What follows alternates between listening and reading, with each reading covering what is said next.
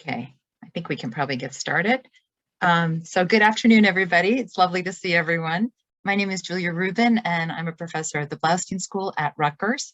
And along with my fellow conference organizers and Rutgers colleagues, Charles Payne, Drew Gitomer, who's having his first grandchild right now. Well, he's not actually having the grandchild, I should clarify, his kids are.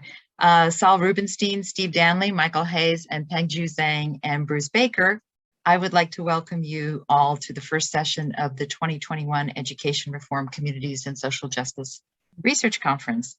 In addition to today's session, there will be two more, one in 2 weeks on June 16th on social justice and youth voices, and one on June 30th in 4 weeks on shaping public policy. And you will receive a reminder, hopefully everybody got one this morning, for your Zoom login. If you're at all like me, that's very helpful.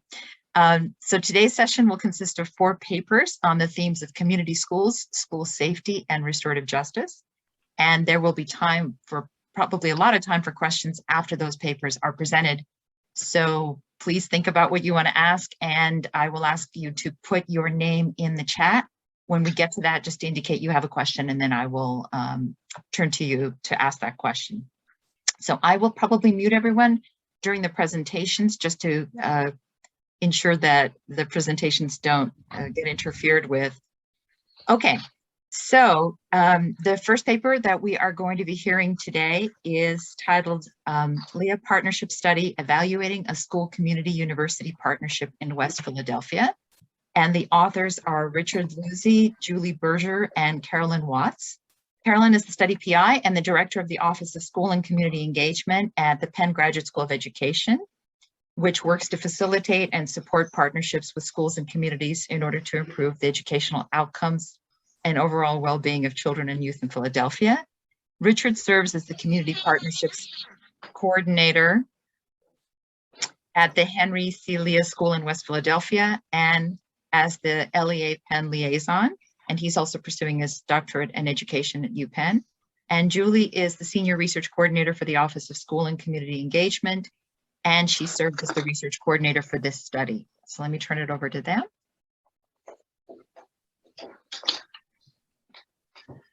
Okay, great. Thank you for that introduction, Julia. And it's a pleasure to be here with all of you.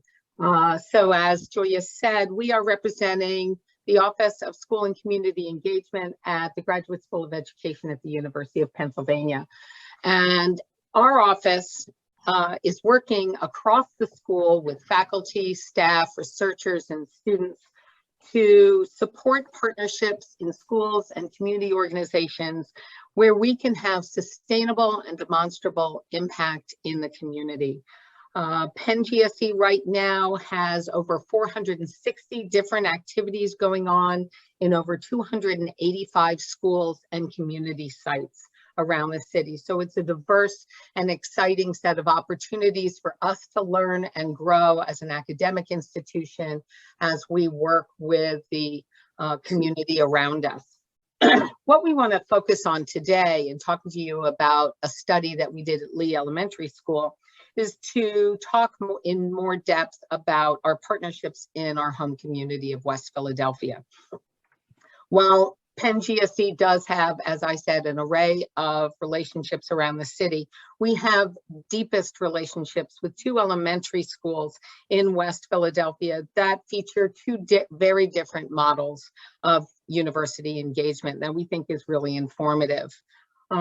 One school that you may have heard of that the university has been responsible for founding is the Penn Alexander School. And that school has a model we call a partnership model because it's really about per pupil funding that allows the school administration to develop its resources accordingly. The Lee Elementary School, which is right down the road from Penn Alexander, features a very different model that concentrates much more on human capital and program and kinds of investment, where we have over 50 different programs, partnerships, and schools working with Lee Elementary to support its development. So our question in this study is really, how do those partnerships work to advance the mission and vision and goals of the leadership of the school itself. So what we're going to be talking about, what Rich and Julie are going to be telling us more about, is how looking in depth at this model helps us to answer the overall questions and goals of the Office of School and Community Engagement, which is really how do we create sustainable partnerships that teach us lessons so that these kinds of partnerships or aspects of them can be replicable, not only by us, but by others. And that in everything we do, we are community driven, but university facilitated. And particularly in the context of the last year with the pandemic and the pressure for all of us to look at ways in which we have participated in perpetuating structures that foster inequity, we're really looking to reposition ourselves as responsive and really making sure that the community is driving what it is we're doing rather than the university. And so I want to hand this over now to my colleague, Rich Liuzzi, who is the LEAF Partnership Coordinator, the right hand of Principal Gerwer, and designed this study.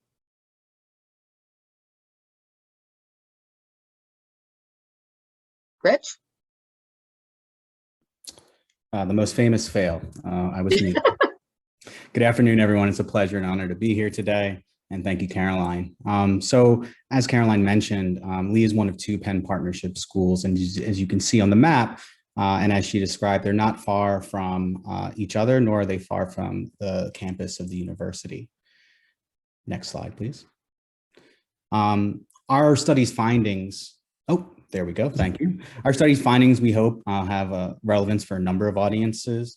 First and foremost, the many communities that make up the Lee School community, our students, families, educators, partners, and community members, as well as the many stakeholders that make up the Lee and Penn institutional partnership.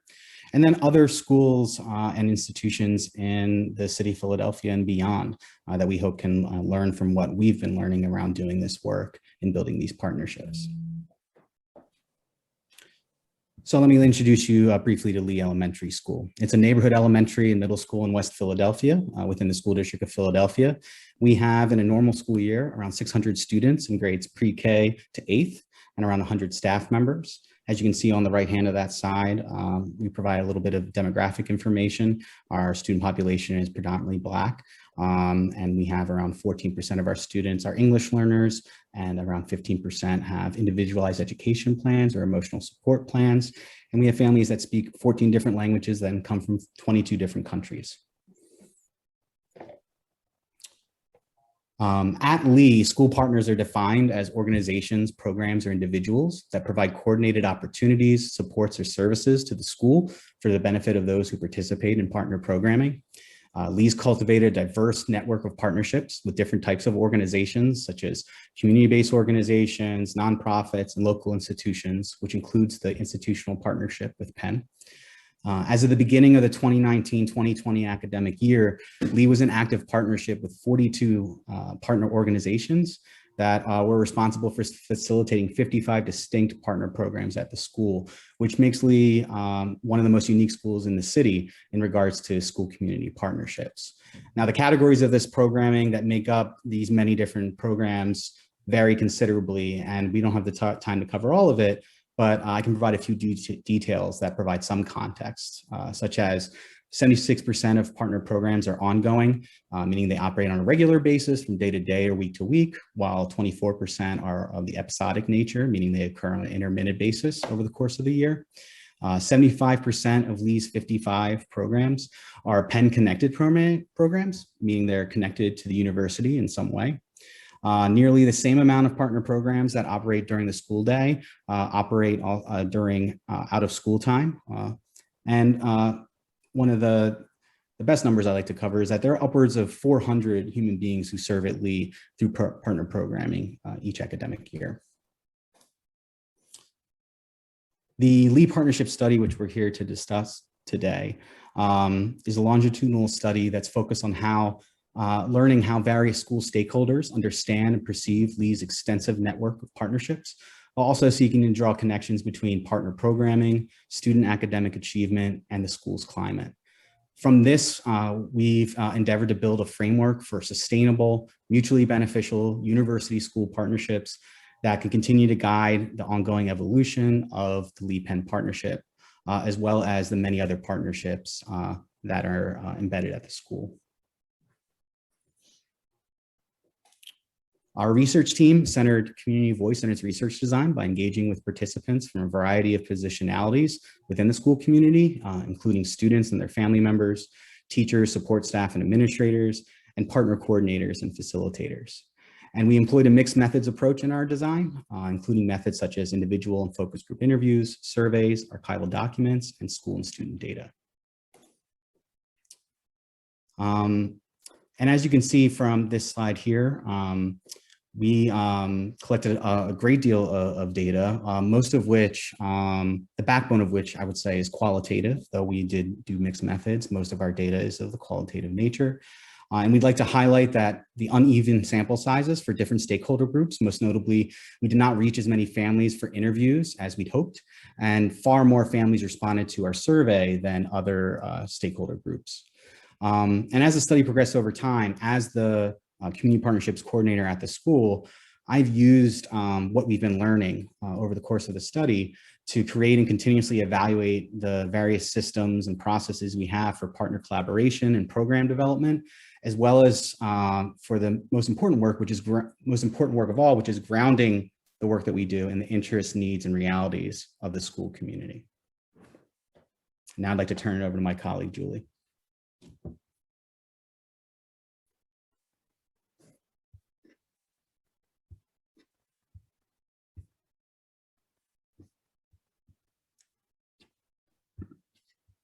Sorry about that. I did exactly what Rich did, which was not to come off mute and then stop my share. So thank you, Rich. And one way we can look at partnership impact is to look at school improvement ratings. So since the study began, the school's rating on Philadelphia's school progress report has steadily increased, as seen here. And actually, if we go as far back as 2014, the school was in the red. It was in the intervene category. So over just 5 years, the school has moved 2 tiers by this evaluation system. Other reported improvements are a decrease in disciplinary incidents and truancy, fewer teacher absences and higher staff retention, reputation that more families want to be coming to Lee, especially those who don't even live in the neighborhood. And so it's clear that Lee's experienced improvement over the past few years. It's unclear, though, to what degree these improvements can be attributed to partner programming. We did not isolate for partnership impact. And within the confines of this study, we didn't measure emotional development, developmental impact on students, but these effects were clearly present in the interview and survey data. So for instance, we had a student who responded, "The program helped me realize that anything is possible, and it helped me realize what future job I wanted. The program helped my behavior a lot. Like last year, I was in fights getting smart with teachers, but I got into the LEAD programs and that helped a lot." That was from a 5th grader. And we had a teacher who asked, "How do you quantify a kid who maybe is disengaged in science or math?" And then they build a drone with their mentor, or they do something that really interests them. And so we do feel we can say that Penn increases Lee's capacity to meet the interests and needs of its students, families, and staff, as well as provide opportunities that wouldn't otherwise exist. Beyond the specific impacts, we were really interested in what makes this type of large-scale university-school partnership work. And our data point to 4 core components that are really holding everything together. And without even one of these components, we would see things start to fall apart. And this is the fabric that makes this not just a here and now partnership, but one that is sustainable, replicable, and community-driven. So underlying everything is a sense of mutuality. And what this means to us is that both sides of the partnership are having their interests and needs met, but everyone at the table is feeling good about the partnership. And this also means agreeing to the ways that this is happening. That's all happening through mutual agreement. What it doesn't mean is that all needs are prioritized in the same way. So there was heavy agreement, including from our university partners, that the school's needs should be the driving force of what's happening. And so we had one partner who said, I'm here for the work that's here. There's no other agenda. And the reason that we found this such a striking finding is that there is a perception that there is another agenda. There is mistrust in the neighborhood with Penn's relationship and impact on West Philadelphia. And so there are some who feel that Penn is there to research students, to experiment on students. And so to have our partners affirm that there isn't another agenda is really important to establishing the sense of mutuality. We also can recognize another challenge to mutuality, which is a sense of entitlement from some on the university side who do want certain shifts and pivots to happen that can't work if we're going to be a community-driven partnership. And so mutuality isn't a state of affairs, something that everyone just signed an agreement on. It's something that those managing the partnerships are constantly reinforcing and working toward. One way that we do that is through trusting relationships, that this all exists on a foundation of relationships, primarily from the ground up with a partner sitting with a student and having a powerful connection.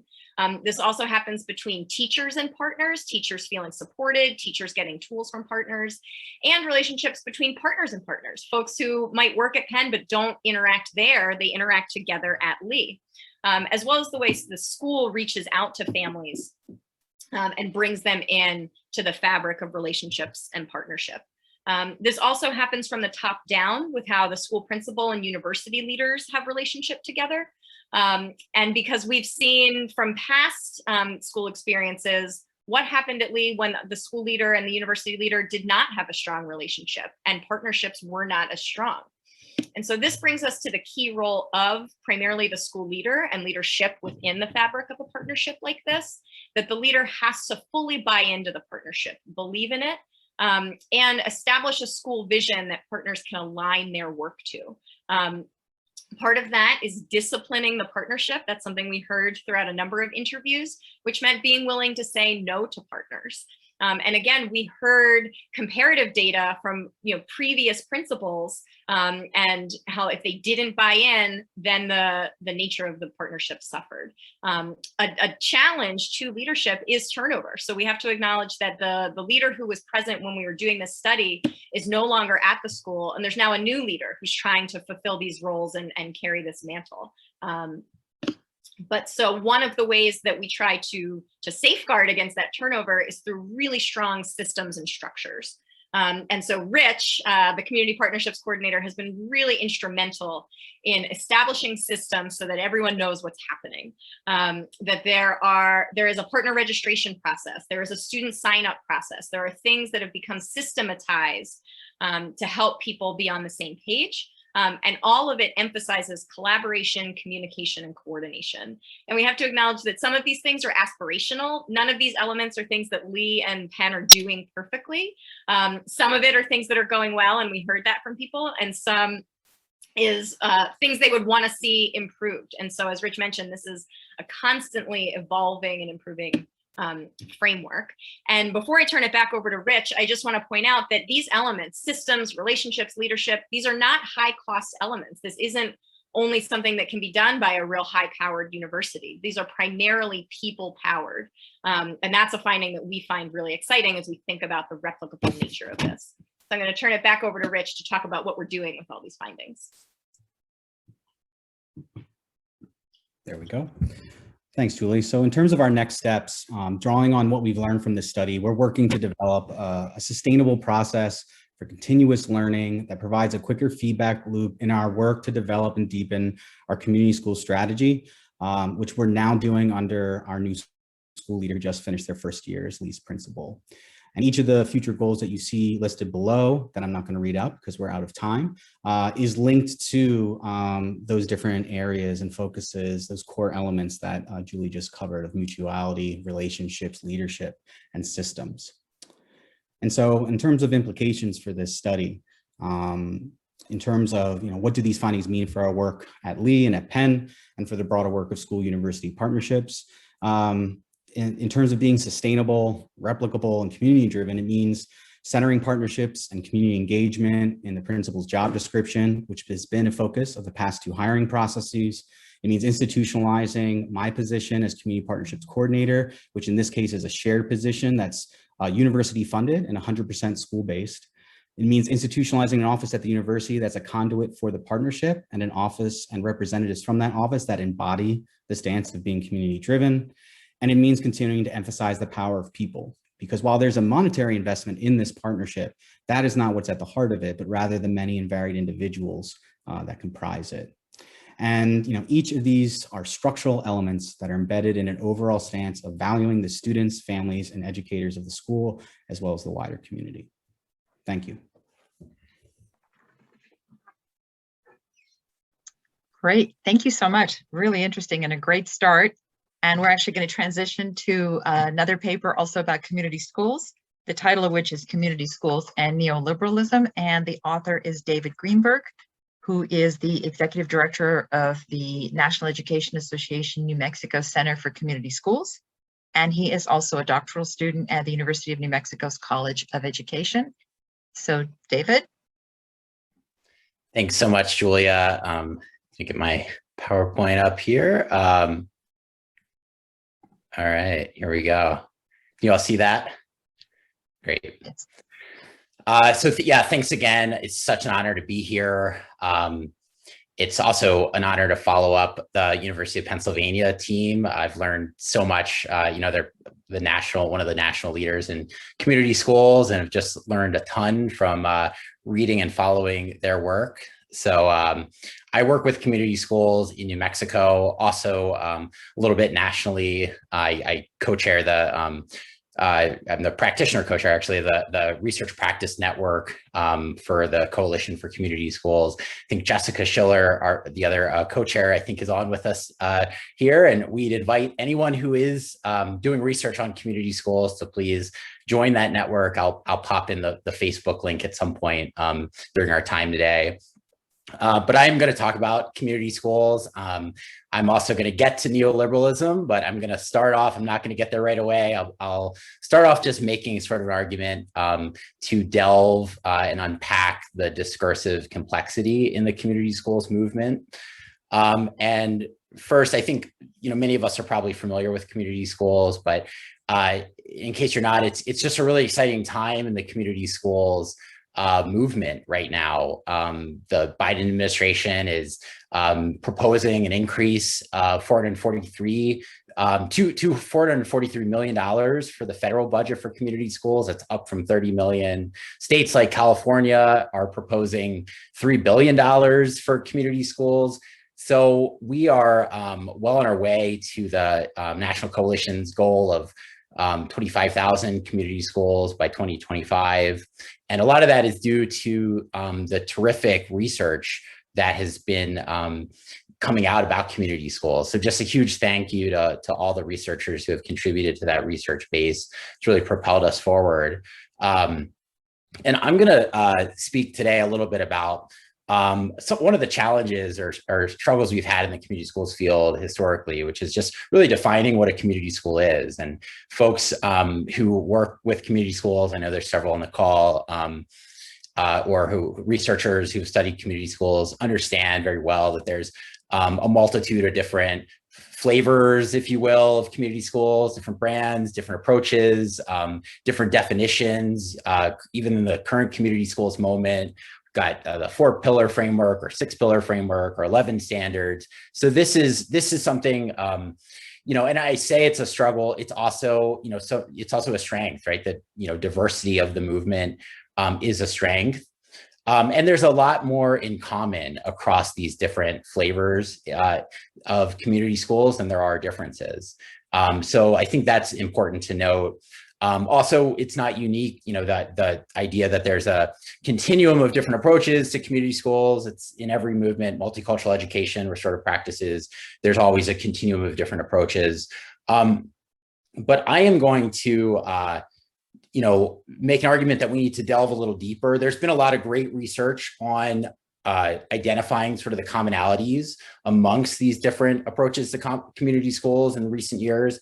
I'm going to argue that it's, it makes sense to spend a little bit of time in the differences, not because we want, to create divisions in the movement, but in order to foster really a pluralistic community schools movement and just to better understand what's happening on the ground.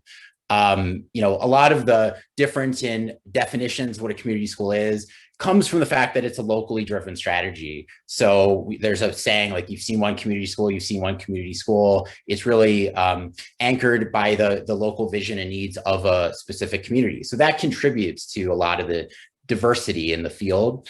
But also there are some broader distinctions in the community school space that really have an impact on how we articulate the goals and aims of the movement and how the approach is operationalized on the ground. John Rogers, who wrote one of the seminal pieces on community schools, wrote, this ongoing struggle to define community schooling is more than a methodological problem. It speaks to the character of a movement that different groups of people have imagined different, often contradictory purposes for community schooling. He goes on to say that community schools are defined as a loose set of beliefs and practices propelled by educators and citizens attempting to create a counterweight to the alienating, isolating, and disempowering forces of modern mass schooling. So I'd emphasize this idea that it's a loose set of beliefs and practices. Rogers also points out sort of like the difference, which is going to resonate with people who have worked in or studied community schools, between this idea of the more programmatic emphasis in the definition of a community schools in terms of its constituent pieces, whether it's after school programming or school-based health, versus a more process or philosophical definition of community schools is really a shift in the paradigm of schooling.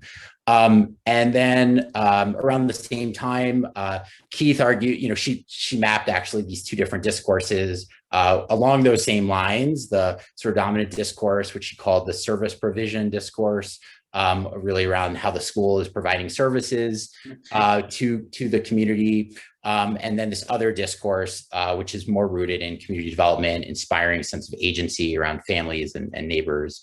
And that was really continued. Mike Johannick, John Puckett wrote the Making of Benjamin Franklin High School in 2007, coming out of the University of Pennsylvania. They continued this idea, that you're articulating this tension between sort of the service-driven model, the client-centered approach, as they called it, or the citizen-centered framework. And they also articulated these other tensions that we see play out across the nation. To what extent are community schools really engaging the curriculum and shifting it to be more community-based? How do they redefine or define the roles of staff? And how do we define community? So these are tensions that really manifest differently across the community school space nationally. And I would argue, in this paper, that really a lot of these tensions are rooted in more sort of moral, ideological, or epistemological tensions or questions, even as deep as sort of like how community school practitioners envision, what is a just society, and what is the role of public education in that society, and what is the unit of analysis, collective or individual, the collective or the individual. And then I would argue that it's possible to sort of like unpack those embedded moral, epistemological, and ideological distinctions within the community schools discourse using critical discourse analysis as a methodology. And that, as we, drawing on critical discourse analysis, there's actually a real utility to the field with this in the sense that there's predictive power. If we can understand how community schools practitioners are articulating the aims and goals of the community school movement from their perspective, I would argue that we can make predictions about how they then operationalize the community school framework in the implementation, which really makes a big difference right now. But that in order to do that well, we need to first really map and get a better understanding of the different discursive strands within the community schools discourse writ large. And so that's what I really started teasing out. And this is kind of where neoliberalism comes in. I'm just like checking time. Okay, a few minutes. So neoliberalism, obviously has had a profound impact on education over the past several decades. It's really, reshaped a lot of how we think about education through a market-based lens and, focus on individual student achievement. And so I was curious, to what extent does the current community schools discourse, how does the discourse engage neoliberalism? How does it critique neoliberal thoughts and assumptions, or how does it align with neoliberal thoughts and assumptions in its current form? And then just generally, what forms of knowledge does the discourse of community schools reinforce or challenge? I drew upon critical discourse analysis. So I looked at a body of community schools, discourse samples, articles, and looked at their structural components and how they appeal to different forms of knowledge, et cetera. And there were some methodological, if I have time, this was complicated methodologically to really understand and get articulate a set of what constitutes community schools discourse. So that's a little bit of a limitation, but I did see no surprise that there's a complex relationship between current community schools discourse and neoliberalism. There's definitely a dominant discursive strand that critiques neoliberal thoughts and assumptions, but another strand that is more aligned with neoliberal thoughts and assumptions. So just as an example, there's this from a report introducing community schools that introduces it through a critique of the emphasis on control and compliance in education and the over-reliance on standardized test scores. This is another example that frames community schools in opposition to, or in distinction with, some of these sort of no excuses style charter schools, which are rooted in sort of some the values of productivity and efficiency, and frames community schools as being set apart from that. This is a blurb from a study that was not part of the scope of it. It came out after I did some analysis, but I included it because it's this is from a recent academic article that is a direct critique of sort of neoliberal assumptions around individualism, this quote really is about community schools requiring a shift from an individualist assimilationist framework of student success to something different, something that emphasizes the whole child. So undoubtedly there has been and continues to be a embedded critique of neoliberal assumptions in the community schools discourse. But there's also, I thought this quote was interesting. It's from an article that really outlines that, like much of today's education, community schools focus more on meeting the individual needs of students and families than the earlier emphasis on strengthening communities or civil society more generally. And, I think so sort of a second finding, is this strand of the community schools discourse, which frames community schools as a school improvement strategy to promote individual student achievement or opportunity, and constructs community school practitioners more as sort of managers or administrators, sort of managing or overseeing multiple different partnerships or programs, as opposed to organizers or facilitators, and has more of an emphasis on kind of a standardized approach to community schools and articulating standards and pillars and so forth.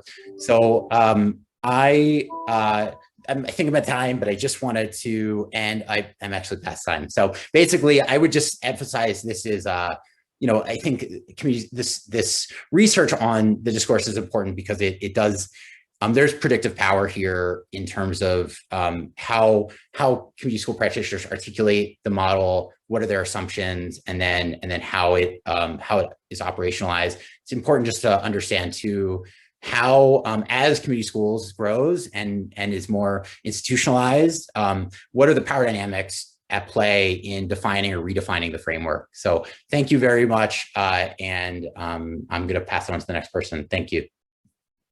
Great. Thank you, David. That was really interesting and a nice accompaniment to the first paper. So I'm going to shift us into the second part of the panel, and the focus shifts from community schools to discipline and restorative justice, very interconnected ideas. And the third paper is titled, I Would Hate for My Child to Be Greeted by Cops Every Morning, Security Systems, Neighborhood Characteristics, and Parental Evaluations of School Safety. And the authors are Chase Billingham, Matthew Hunt, and Shelley Kimmelberg. Chase is an associate professor of sociology at Wichita State University. Shelley is the director of social sciences interdisciplinary degree programs at the University of Buffalo, and Matthew is a professor of sociology at Northeastern University. And I'm going to turn it over to them. Thank you, Julia, and thanks to all of you for being here. Let me share this here. Is everyone seeing that all right?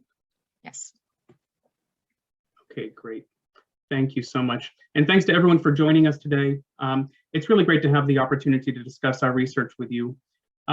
It's great to see this whole community of scholars and practitioners and activists who are all interested in what's going on in our schools and our communities today. You know, we all know that the disparate educational impacts of the COVID-19 pandemic have reflected many of the underlying inequalities that exist in our society, related to social class, race and ethnicity, and geography, among other factors. These characteristics have shaped things like which students experienced the greatest threat of viral exposure in school, which students continued with in-person schooling, and which students transitioned to virtual schooling or homeschooling.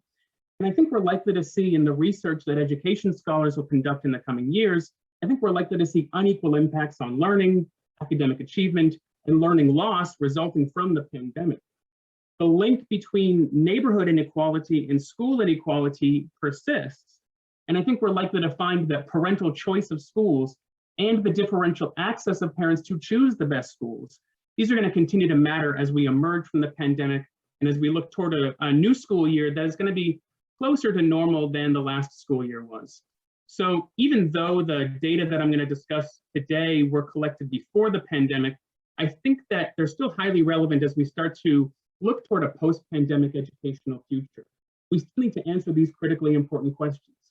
In an era of increasing reliance on parental choice of schools, how do parents evaluate schools for their kids, and what factors are they looking for when they choose a school?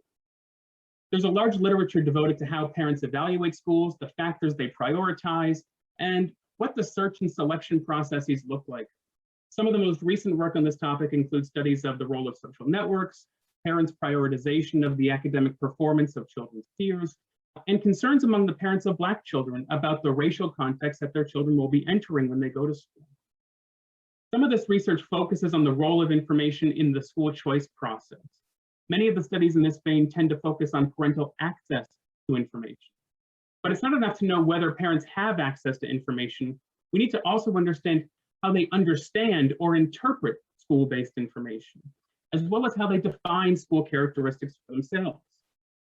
Research on schools suggests, for instance, that parents define diversity in different ways given the same information, and they look for different cues or markers as evidence of diversity in their children's educational settings.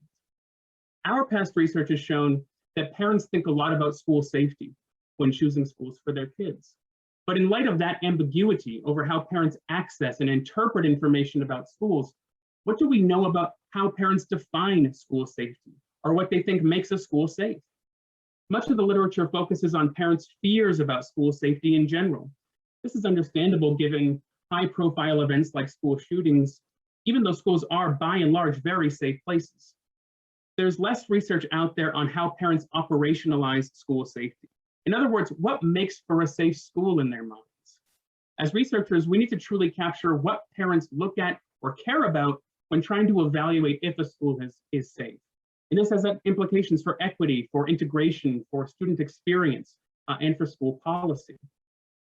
To examine these issues, we make use of data from an original survey that we created a few years ago.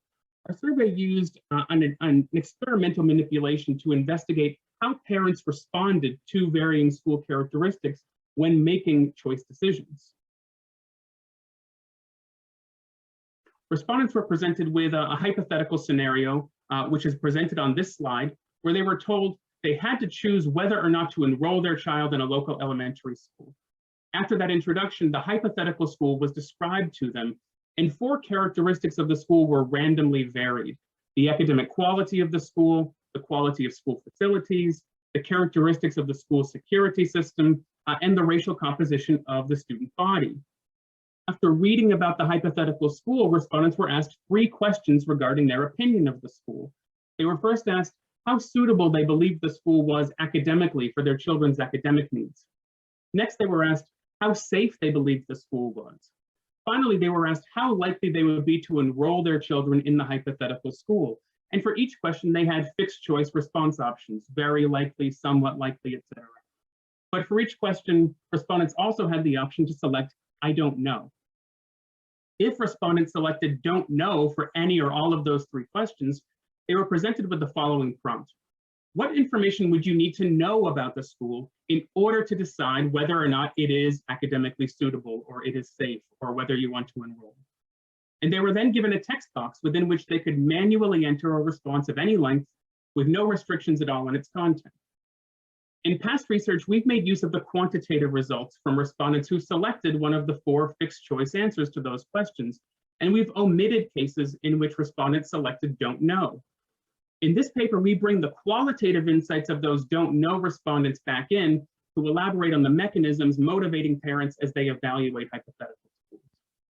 In the interest of time, I'll dedicate most of my attention to the qualitative results of that content analysis of respondents' comments, but let me give you a quick overview of the quantitative patterns that we identified. The vast majority of respondents chose one of the 4 fixed choice response options to each of those 3 questions. Of the 1,259 participants in the survey, 64 of them, about 5%, selected don't know when asked how academically suitable they perceived the hypothetical school to be. And 70 of them, about 6%, selected don't know when asked how likely they would be to enroll their child in the school. By comparison, don't know responses to the school safety question were nearly twice as common, with 129 respondents, about 10%, choosing this option. Clearly, the school safety question stood out to respondents as particularly difficult to answer. What was it about this dimension of school evaluation that caused respondents so much trouble? We can learn more when we probe the written responses that they offered when we ask them the follow-up question. What additional information do you want to know about the school to determine if it is safe? The themes that emerged most frequently related, not surprisingly, to facts about the school that had not been specified in the vignette that they read. In particular, many participants wanted to have more specific information about the school's history with safety issues, details about past incidents, and a greater amount of data on rates of misbehavior, crime, and violence. Now, as the following 3 examples illustrate, these parents felt that knowing about the school's handling of past incidents would give them more context to evaluate the hypothetical school. One parent wrote, I would need information about whether there has been a problem with violence at the school, how it was resolved, and their general policies surrounding violence, bullying, etc. Another wrote, what is the atmosphere in the school? Have there been any incidents that would put my child in danger? And a third respondent wrote, report from this school on incidents by category that resulted in suspension or expulsion. I'd then compare that to other schools in the county. And this desire for more information about the school's past and details on previous incidents in the school, that was accompanied by another key theme in the responses, a request for hard statistical data on crime, police reports, and violence. One respondent requested a, quote, comparison of relevant data such as injury rates, suspensions, incidents of bullying, theft, while another noted that she would want to see, quote, some sort of record regarding bullying, disciplinary actions, police department statistics for that zip code, or some other kind of hard data. Now keep in mind that those who did not select one of the 4 fixed choice response options, but instead said, don't know to the school safety question, they were given a very school-specific follow-up question. What information would you need to know about the school in order to determine whether or not it is safe for children? And one of the most noteworthy findings revealed by an analysis of the voluntary responses offered to that question was how frequently respondents focused not on the school, as prompted in the question, but instead on the neighborhood or the city or the journey from home to school. Requests for information about the school's neighborhood or location were among the most commonly mentioned responses to the open-ended question about school safety, second only to mentions of past incidents at the school.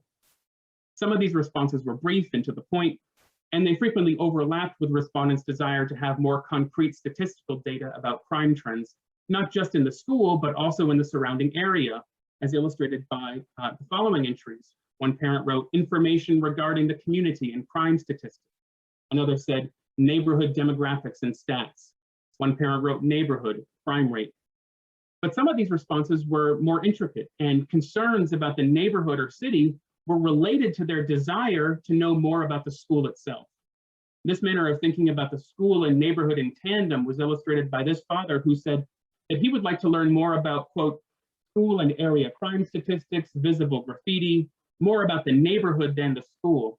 Assuming that I live there, I would think it is safe to assume the school is safe, but still, based on a theoretical question, there is not enough information to honestly answer. And this sentiment was echoed by a mother who wrote that she, quote, would need to know about crime in the general area and on campus. And the link between the characteristics of the school and the characteristics of the neighborhood was made explicit by a few parents who commented on the journey from home to school, implying that threats may face their children as they travel to and from school each day. As one mother wrote, quote, I need to walk the route with a child in the morning and afternoon.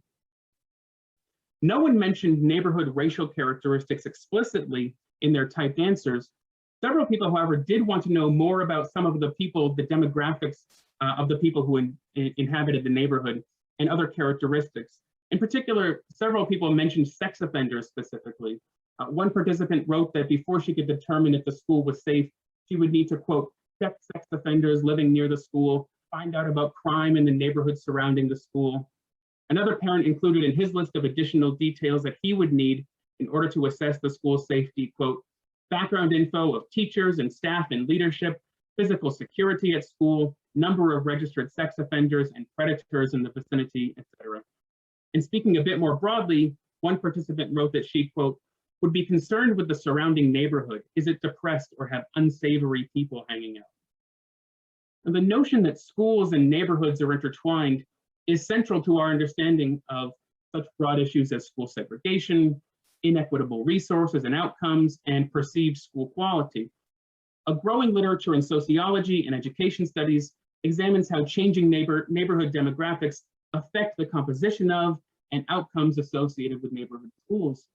Other studies examine how students' perceptions of the level of safety in their neighborhoods influence how safe they feel at school.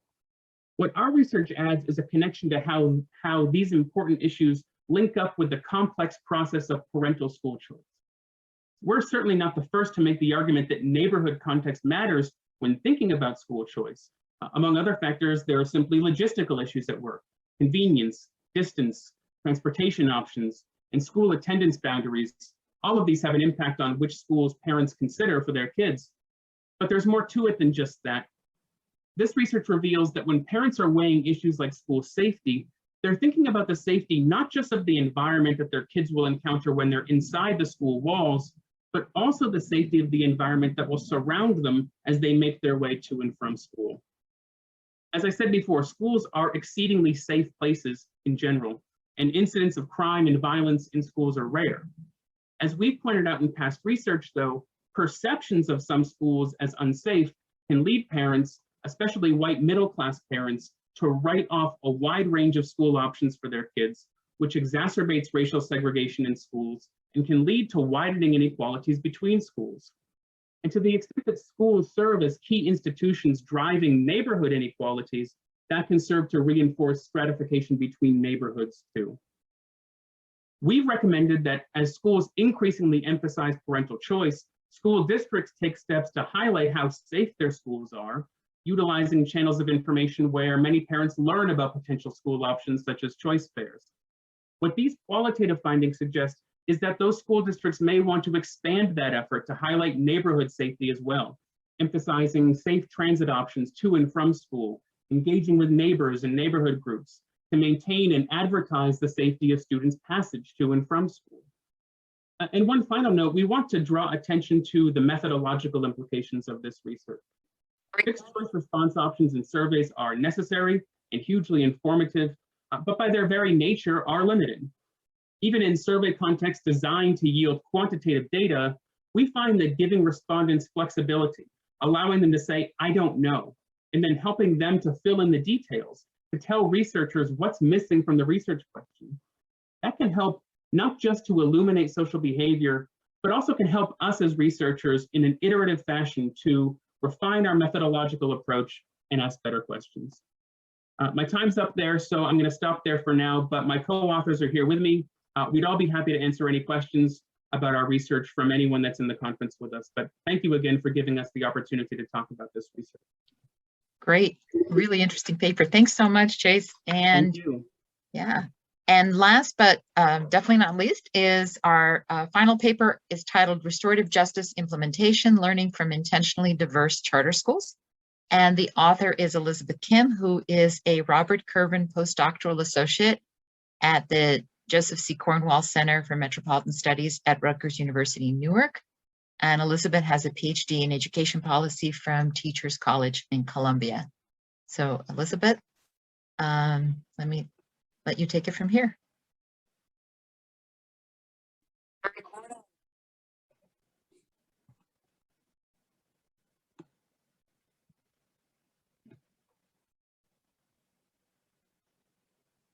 Oops. Elizabeth, did I mute you by accident?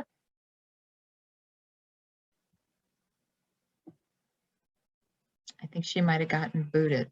Let's see.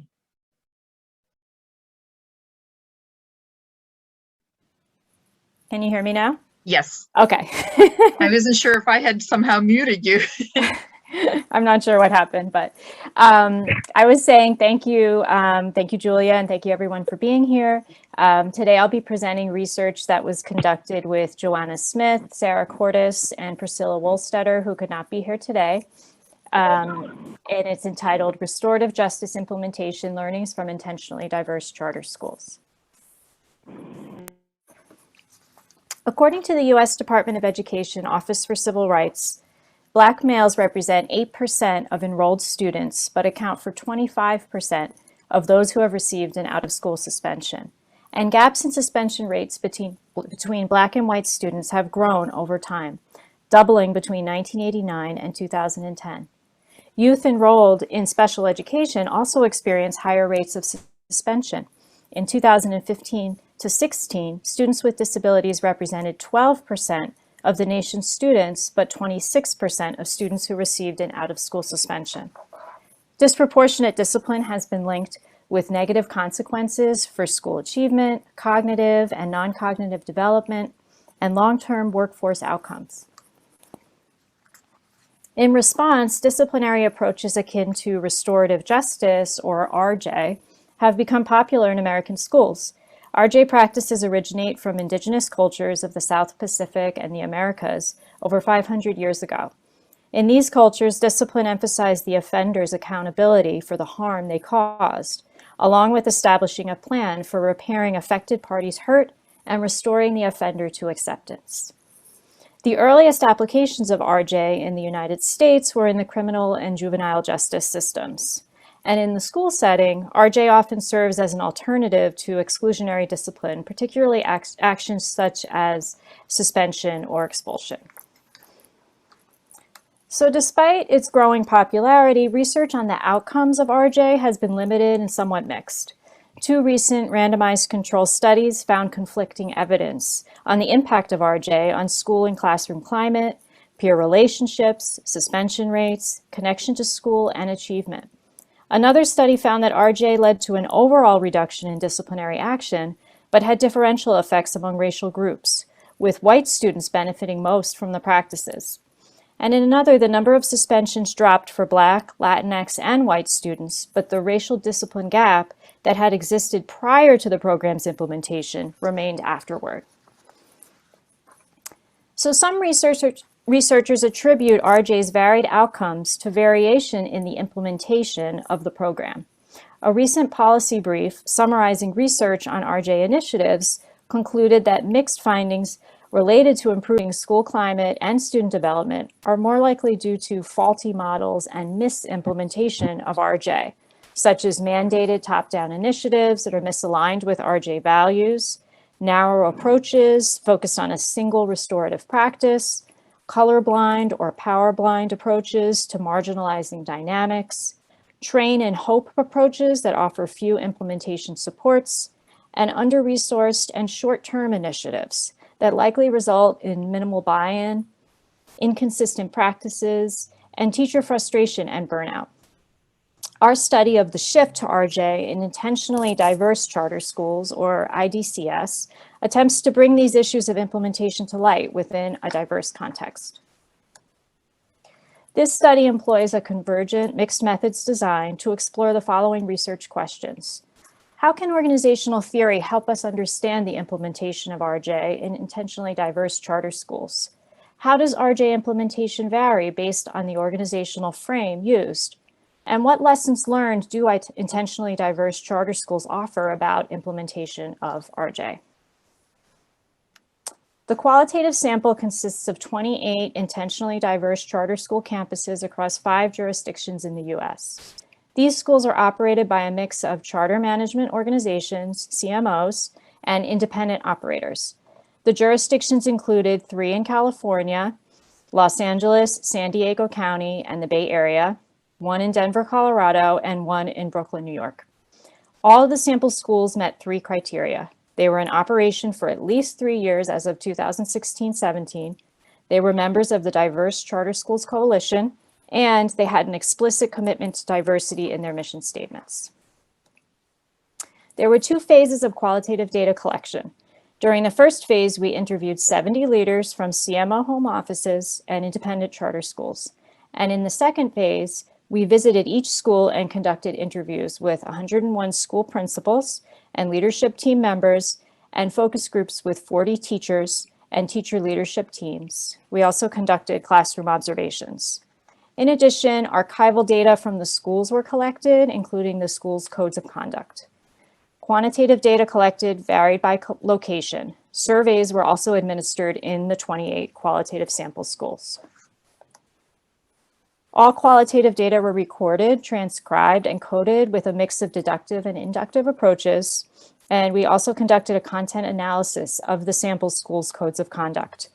We used descriptive and inferential statistics to analyze the quantitative data, comparing discipline and attendance outcomes among participant schools and comparison schools, as well as between IDCS with different levels of RJ implementation. Teacher and parent survey data were analyzed descriptively to explore perceptions of discipline practices. We used triangulation to compare qualitative and quantitative data, followed by interpretation of trends across data sources. So this paper uses an organizational theory lens to explore implementation of RJ in our sample of IDCS. Specifically, we employed Bowman and Deal's 4-frame model, structural, political, symbolic, and human resource, and Scott and Davis's simple systems model, rational, natural, and open. So a rational or structural system is defined as a closed system that has very specific goals and a formalized structure that prioritizes uniform and predictable behavior of its actors, similar to a factory or a machine. A natural or political system stresses the complex interconnections between the structures of organizations. Goals are more complex, diffuse, and differentiated. And an open system or symbolic frame accounts for both what is external and internal to the organization to form its goals. Symbolic or cultural rules and social norms, pattern behavior, and motivation inside an organization. And finally, a human resource frame places more emphasis on the needs of the people in the organization. So in this approach, organizations give staff the power and opportunity to perform their jobs well. Effective organizations utilize different frames or draw on different aspects of a system, depending on the context and available resources. Bowman and Deal argue that a multi-frame approach is ideal for organizational effectiveness and stress that organizations not over-rely on one frame over others. So we reviewed our sample schools' codes of conduct to determine whether RJ was reflected in these documents. Through this review, 4 independent operators and networks were found to be strong, 7 hybrid, and 1 weak in their level of commitment to RJ. Thus, only 1/3 of our sample had updated their codes of conduct to remove mention of other discipline models. So as you can see here, we found some differences by schools type.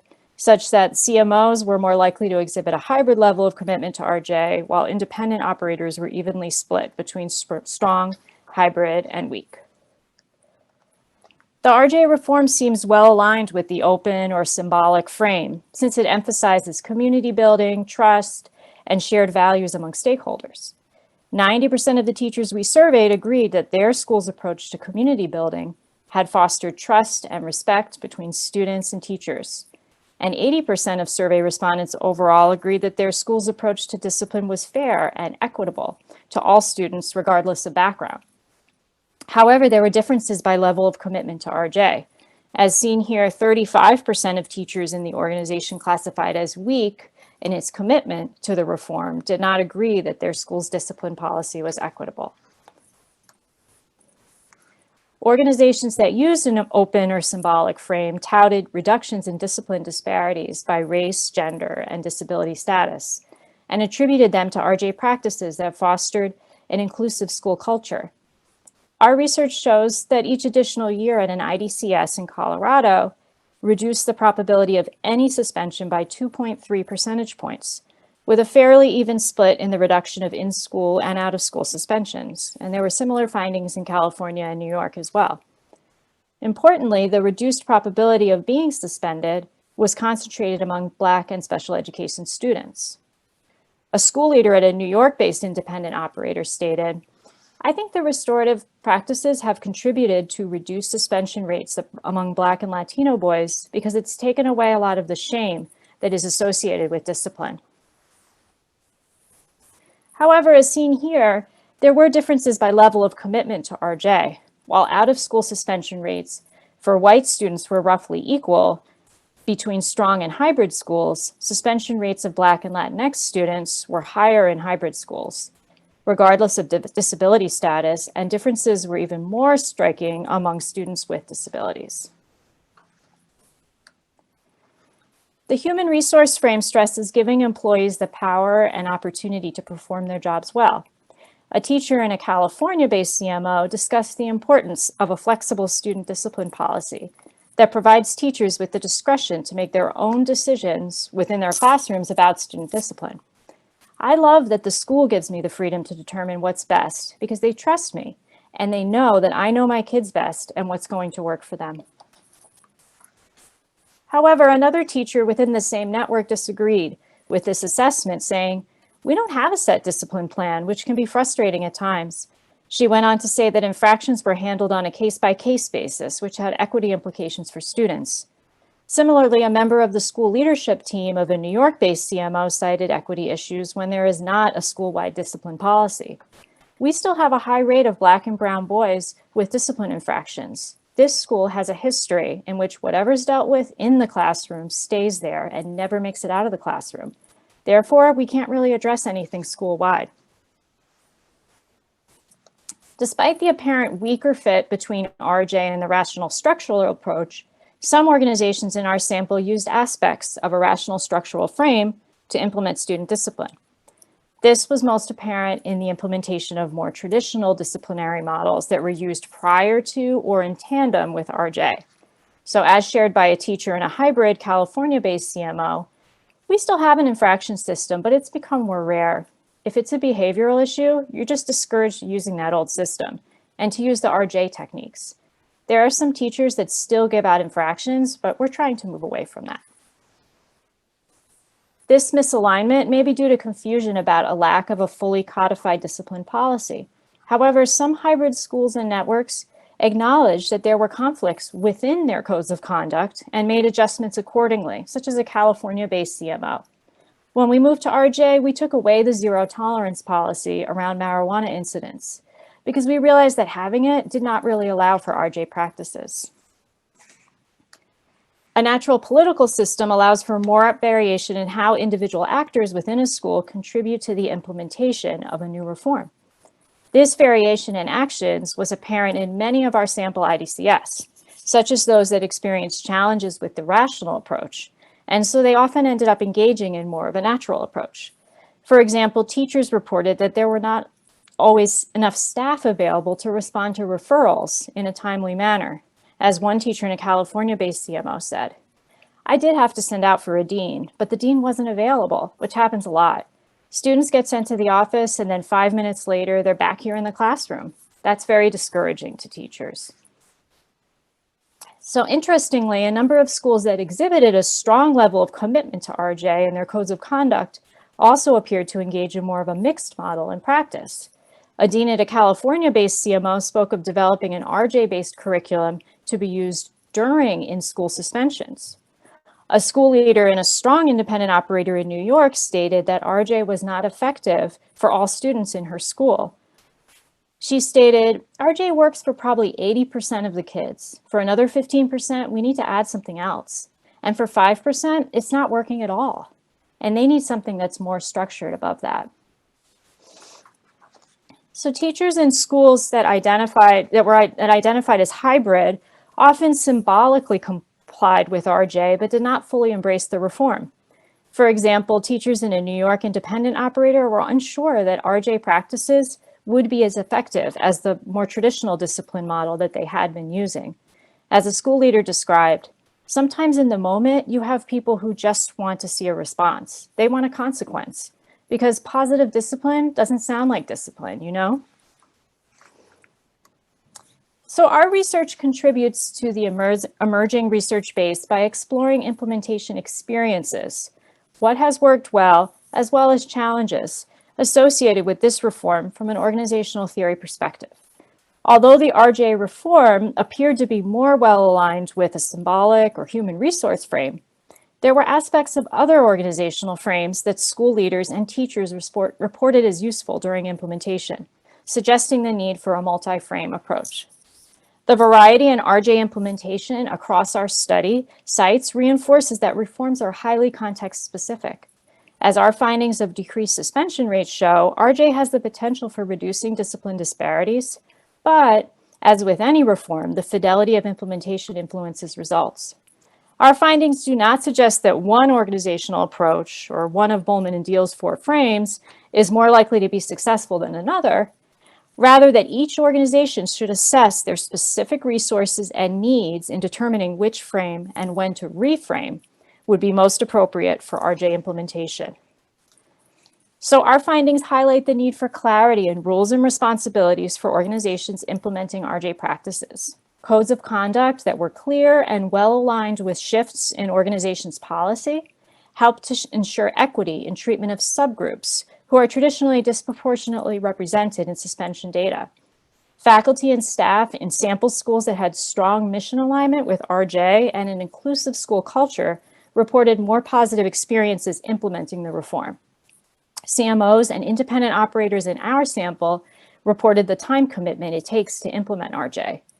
RJ requires expertise to implement, and so school-wide training and ongoing PD that includes specific restorative techniques, as well as the reasoning behind the shift from traditional discipline practices to RJ practices may be necessary.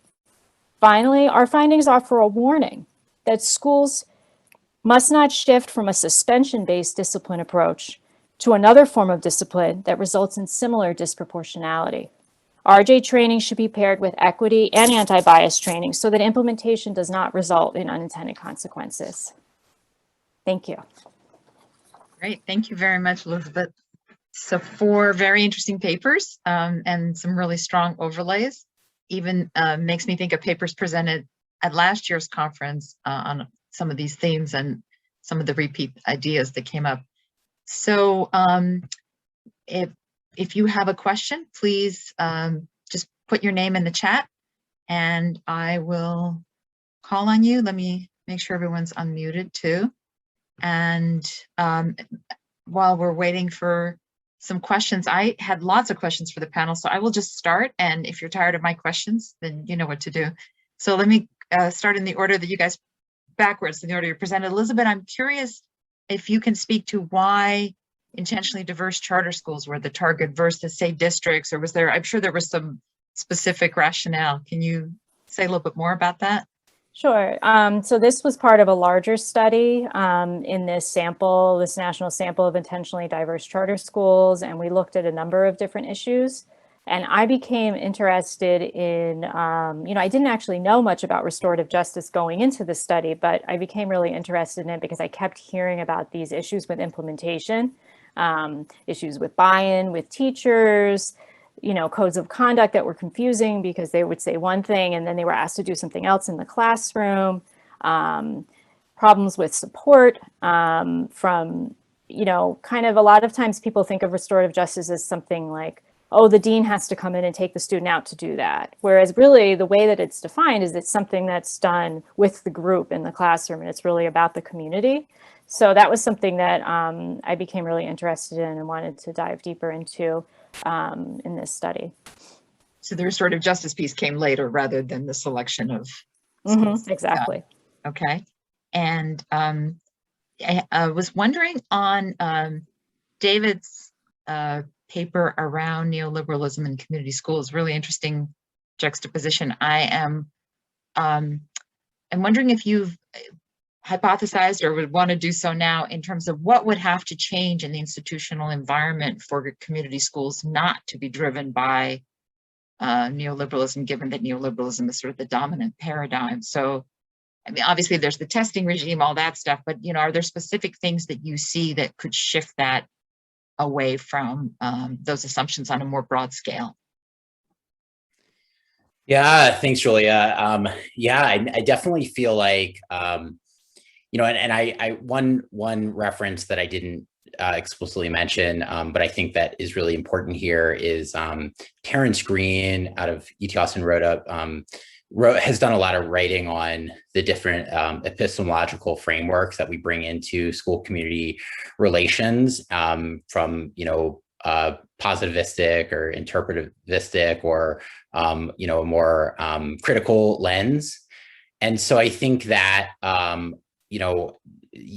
using a more critical lens, specifically naming that community schools, that the aims are around racial and social justice, from the start, not as sort of an afterthought or a byproduct, but really being consistent.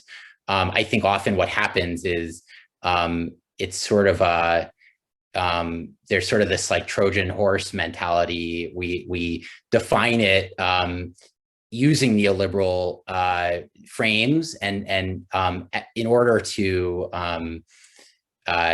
sort of gain institutional access, resources, and then hope that racial and social justice can result. But I think what I would predict and what I would hold, and from what's true from my experience, is that unless we explicitly name sort of a more critical transformative approach in the start and as an emphasis, then it really doesn't operationalize to produce those outcomes. Yeah, great, thank you. Yeah. Okay, I'm still waiting for questions, so I'm just going to keep going. So I have a question for Chase, Matt, and Shelley. And forgive me if I missed this in the presentation. Did you look at the race of the parents to see if there was any relationship between how they responded to safety concerns, race, and I guess other socioeconomic factors? We did, and thank you for the question. The sample was, in terms of race and ethnicity, was disproportionately non-Hispanic white. And what is interesting, if you'd like, I can share this slide with you that has some demographics on it. Let me bring this up.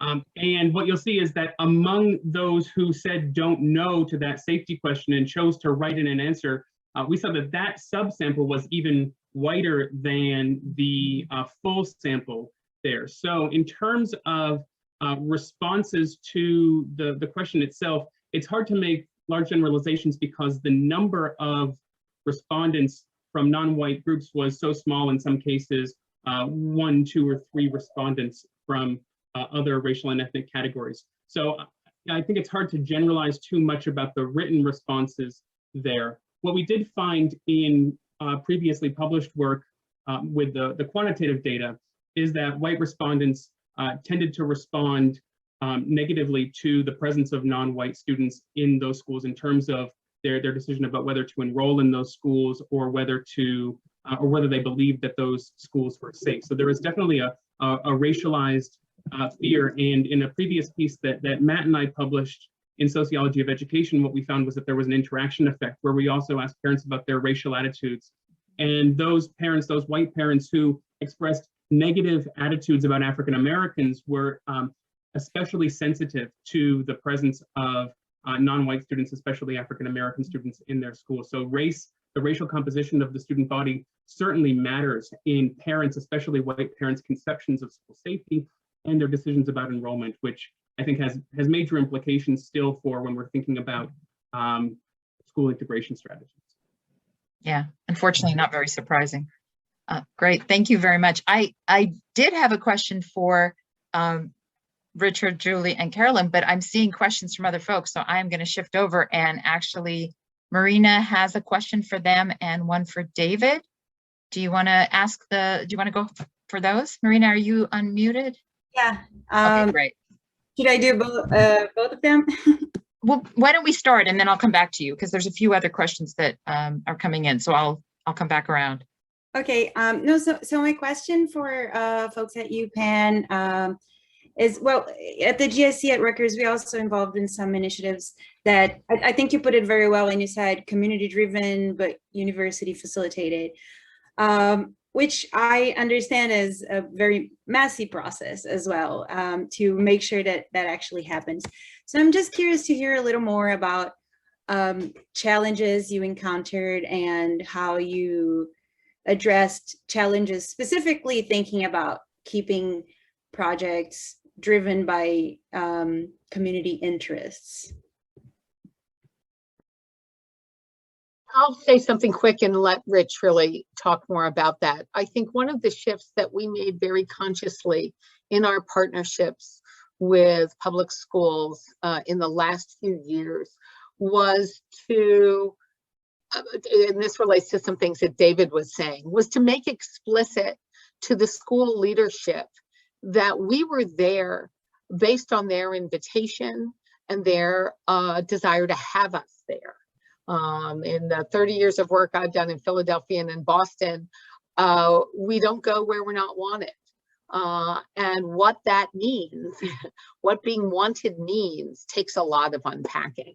And so the history had been that we're an institution of enormous power and resource in the community, so you almost have to accept Penn into your environment. And we really tried to flip that in our relationship with the leadership and most specifically with the last two principals, and have enabled them to push back and say, no, this is, and Rich's work aligning the partnerships and the programs and that system that he mapped out, and really saying to anyone inside or outside the university, how are you meeting what this leader wants and what this leader needs to achieve? And I think that really has been a primary driver of some of the change. Rich, you want to take that? Yeah, just to add to that, when I first began in this position back in 2016, I arrived at the same time as a new principal. And so it was really beneficial for the work we were doing together around partnerships that we were both starting off from the same ground level. And one of the first things that we did was really to map what was happening at the school. Even though there was a prior principal and a prior person in my position, because of the long history of different organizations, especially many different entities at the university partnering with the school, there were many partnerships at the school that I remember my first year, there were times where I was finding out about partnerships late in the year that existed that I was not aware of before. And so a lot of that initial work was just figuring out what is everyone doing, who is doing what, where, when, and how, and then figuring out with the principal who works with her teachers and staff to figure out what all are our priorities and how do we ensure that all these different partnerships that are here, some of which are well aligned to the priorities of the school and the express interests and needs of students, families, and teachers, but some of which might not be. Some of which were were developed in really formal manner, or had come to the school as a result of informal relationships, et cetera. how do we make sure that we have a very good understanding of what's happening so that we can make good decisions from there. You know, moving forward, the challenge that I'm constantly thinking about is the fact that, you know, to Caroline's previous point, we follow the lead of the principal, and the principal is responsible for making sure that they're leading their team, but also listening to their team and listening to their students and their families. Working within a hierarchical bureaucratic system like the School District of Philadelphia, though, makes it a very tough job for a principal, I would argue, to be able to be as bottom up, as democratic, as community driven as possible. And I think that's a challenge for anyone working in any public school, and it's one for us as well. So I'm constantly thinking about how do we make sure that students' opinions and voices is at the front and center of what we're doing and what we're designing. How do we make sure that we reach more families? You look at the data we collected, you know, we did not hear enough from students and families for various reasons. And so as we continue this work, we need to do the hard work of figuring out, not just talking about student voice, but actually creating systems and spaces and opportunities for them and their families and our teachers and our paraeducators and all the different folks who are part of our community have the space to say, this is what we want and need, not what that person who represents us per se says and wants and needs, but this is what we want and need. And a great concrete example of that is in the last year, we've launched what we've mapped out to be a 3-year project led by a partnership with the Racial Empowerment Collaborative, Howard Stevenson's group at the Graduate School of Education, and the Philadelphia Young Playwrights, that will be centered around student monologues of their experiences in the educational system in Philadelphia, and using those monologues both as stories to share with the community, but also as data to feed into racial literacy training for the adults in the buildings to work more effectively with particularly Black and Brown students in Lee who have typically had experiences of being in disadvantaged, under-resourced schools, and then bringing those conversations, monologues, trainings to the parent and larger community around Lee and Penn Alexander in something we're calling One Community, Two Schools, to really try to engage everyone in all of those stakeholder groups in open conversation of the inequitable history of education in this larger community around the university. So before I shift over, I know Jay has a question for David and Marina has another question for David. If I can just follow up very quickly, I guess to what Richard was saying, you mentioned in presenting the paper that it's really critical for the principal, for this to be part of the principal's job description in essence. Was that something that you worked with the School District of Philadelphia to institutionalize? Is that just unique to this school? Do you know if that's something they've put into place with other community schools? Because that seems like that could be one of the hardest parts of making this happen, right? Yeah, go ahead, Carolyn. Mm-hmm. Well, she asked the question to you. I'm sorry. Yeah. Any of you who feel it's I'm just curious because you were touching upon. As Rich is really our embedded person at Lee. I mean, so you can't answer that question. Oh, he can. Yeah, absolutely. But it was part of our role to be negotiating that with the assistant superintendent. And it really actually was led by the assistant superintendent when they did the hiring 2 principals ago. And then this last hiring was to put front and center in the job description, the partnership with Penn and the partnership with parents in the community. And that those were primary objectives and competencies that the new principal had to bring in, and to talk through the complexity of that work. And then the one that this current superintendent added in this year was addressing systemic racism. Thank you. And I apologize to Lisa Herzog, whose question I apparently stole. I'm sorry about that. Jay, did you want to ask your question next?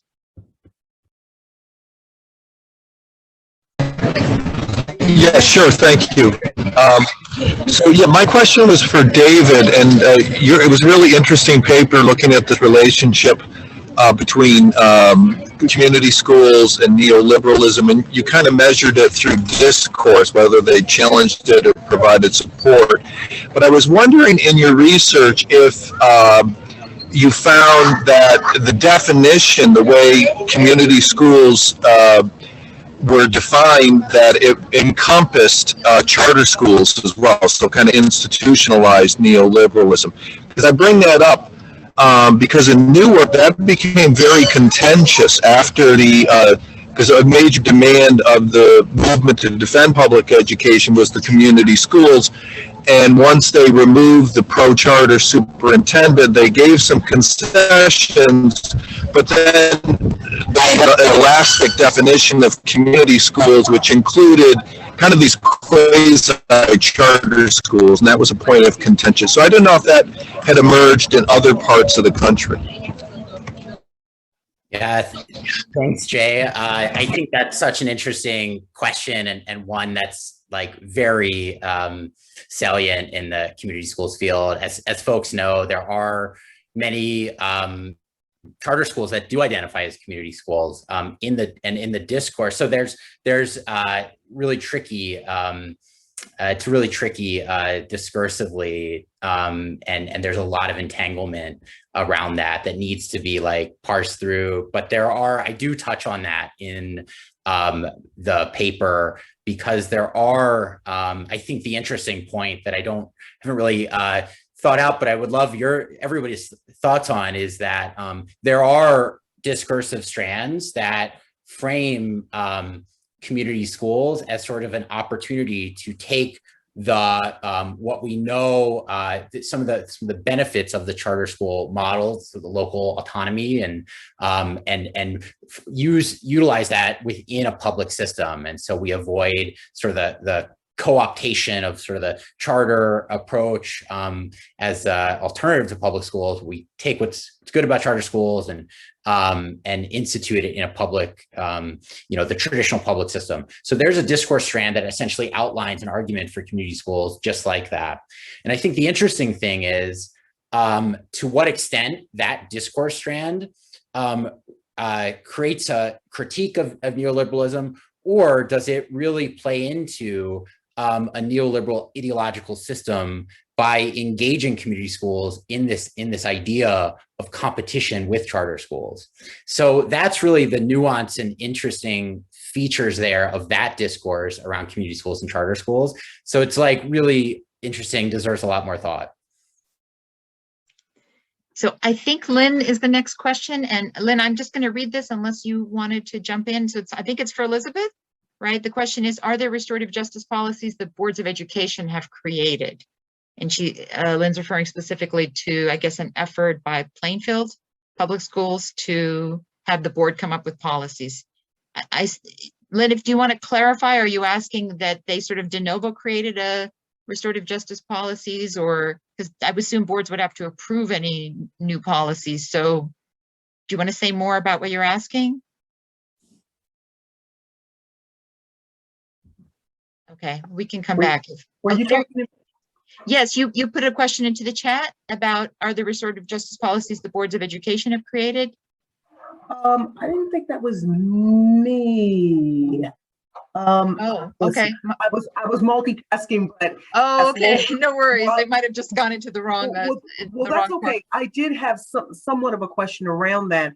In that, yeah, I did want to know if there are any policies that are on board. I heard the other gentleman talking about there being difficulty trying to figure out, staying consistent, what the policies would look like. So are there any districts that are currently generating any policies that we could look at, or? Restorative justice policies? Mm-hmm. Yes. I've started to look in New Jersey, actually, since I've been at Rutgers, working on a report now, and I've been looking at, I think Morris, Highland Park, and Montclair have restorative justice policies, and they have some information on their website. So I've started to look at that because I'm interested in seeing. I know it's, I think the state is considering conducting a pilot. They put up like an RFP for districts to apply to to implement restorative justice in their districts. So I think it's something that's of interest on the state level, and those districts I know are, they have a history of implementing the reform, but I don't know much more about it than that in the state of New Jersey. It's actually pretty broad. For example, Camden and Newark have both implemented restorative justice. They were under state control, so it wasn't boards of directors that were doing it, but I think there's a large number of districts that have done that. And I'm trying to think of who to direct you to in terms of finding more information. So if anyone can think of a good source, put it in the chat. Okay, I think the next one is Greg for Dave. Yes, thanks. This actually, I think, it's directed for you, Dave, but I think it encompasses all 4 papers. I love your framing of individual versus community approaches. And I also love that you said that you need to highlight equity up front in terms of how you go into it. So my question is something that Jeannie Oakes has been warning about, the danger of co-optation, even if you frame equity issues up front with a community schools framework. How do you see that, sort of the danger of neoliberal co-optation of mechanisms that are designed to push for equity?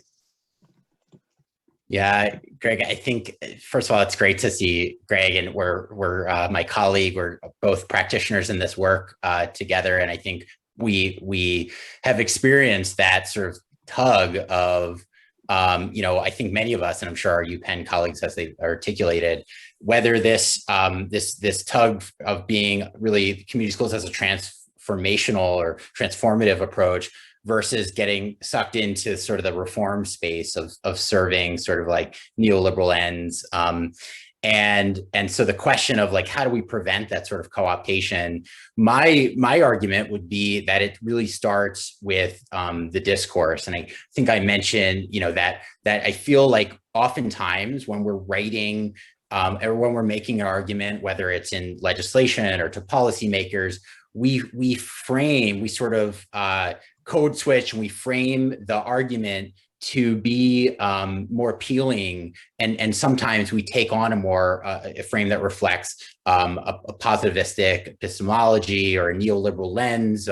We appeal to individual student outcomes, for individual achievement. We sort of leave behind that more community-rooted, communitarian framework that shifts the idea of success to be more community-based. We sort of somehow leave that out because essentially we're framing it to achieve a tangible goal, but that discourse, discourse creates reality. And so I think that really it's, and we've seen this, I think in many places over the country, is that we sort of get a law passed, or we get policy passed using sort of language that doesn't reflect the sort of more transformative language, because we're afraid that it won't pass.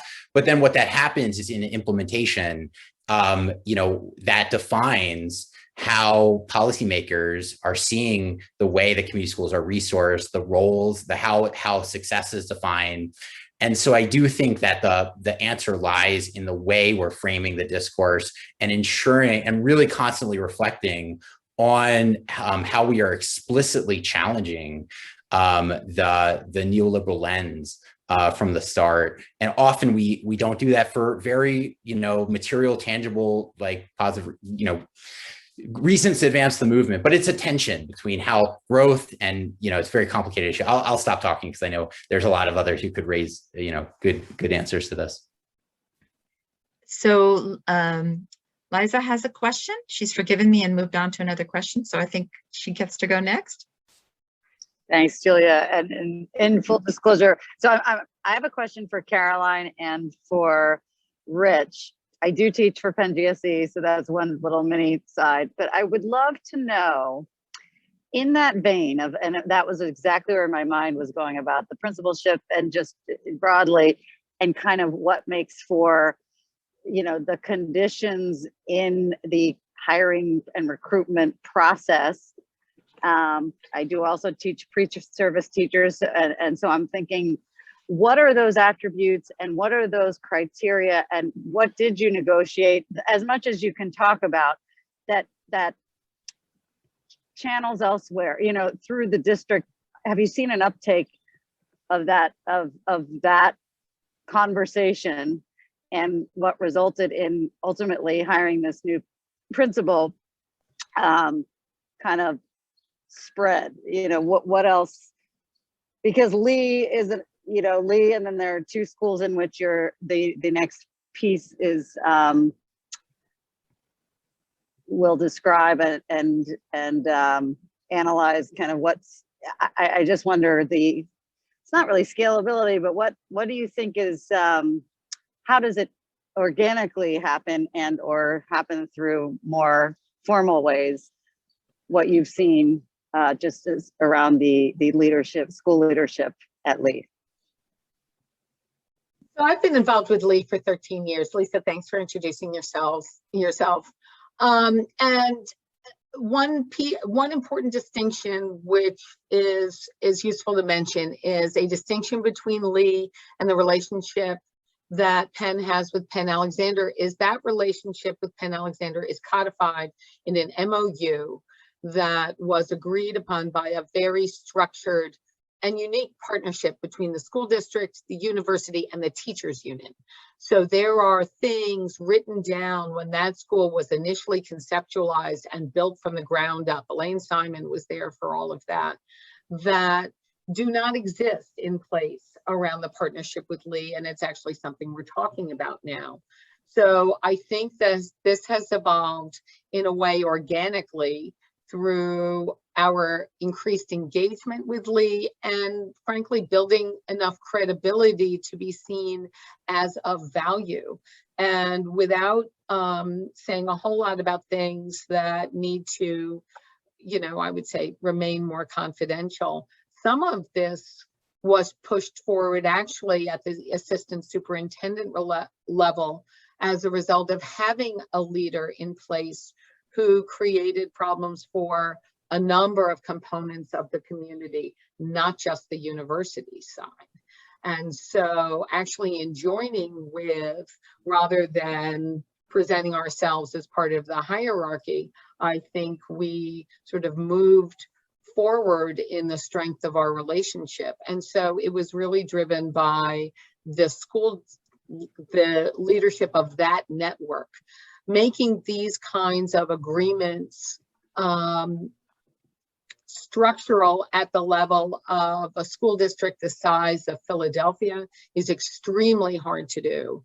And I think not always the most advantageous or effective. And what we're finding is that in addition to building close relationships at the individual building level, working at the structure of the network, where we're really looking at a community of 14 schools across a certain sector of the city, led by also one person and now another person with a particular vision, and where we can be working both at the ground level and the structural level, but in a way that's much more, I think, cohesive, and where we can see impact at a more fine-grained level. Does that make sense?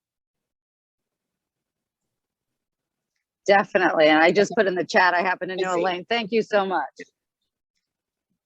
Great. Okay. And Chase, you had a question, and I think Marina's going to get to ask her second question last because we're going to be out of time at that point. So if anyone has to drop off early, I just want to remind you that our next session on the 16th is going to be on social justice and youth voices. Chase, my apologies. Please go ahead. I just wanted to ask a follow-up question to Elizabeth. We had this question earlier about whether school boards are creating restorative justice policies. And I'm kind of wondering about the other side of that. Are we seeing resistance anywhere to restorative justice? Probably not in the intentionally diverse charter schools that you're talking about here, but especially as we're looking at things like the politicization and sort of moral panic around the use of critical race theory in schools. Are we seeing something parallel with restorative justice? And I'm wondering kind of what are the factors that lead to either buy-in and implementation of restorative justice or to resistance to that from staff members or from charter school organizations or from public school systems? Thank you. That's an interesting question. I would say that yes, I agree that sort of this backlash to critical race theory would be similar to a negative reaction to restorative justice. But what I found in my research, even beyond the intentionally diverse charter schools, was that even sort of like no excuses charter schools are starting to experiment with restorative justice. KIPP and others were starting to use aspects of the model. But I wonder, I don't know what the sustainability of that is going to be. I don't know if this is going to be a long-term change. But I think that, you know, they have received a lot of negative attention about no excuses, discipline policies, and disproportionality of incidents. So I think it's possible that it will be embraced. You're making me think that I do need to, look further and now begin to go beyond the charter school space to sort of, find, because what I've been seeing is a lot of positive sort of embrace of the idea, but then when in practice, that's where you're finding teachers and in some cases administrators also, and certainly parents. I wasn't able to bring that up today in the interest of time, but we definitely had data on parents who really had issues with buy-in with restorative justice and said things like, this is not like what we do at home.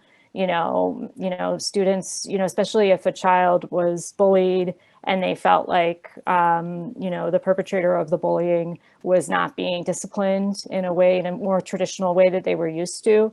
So we definitely have data on that, but yeah, I have to look further. And I forget what the second part of your question was.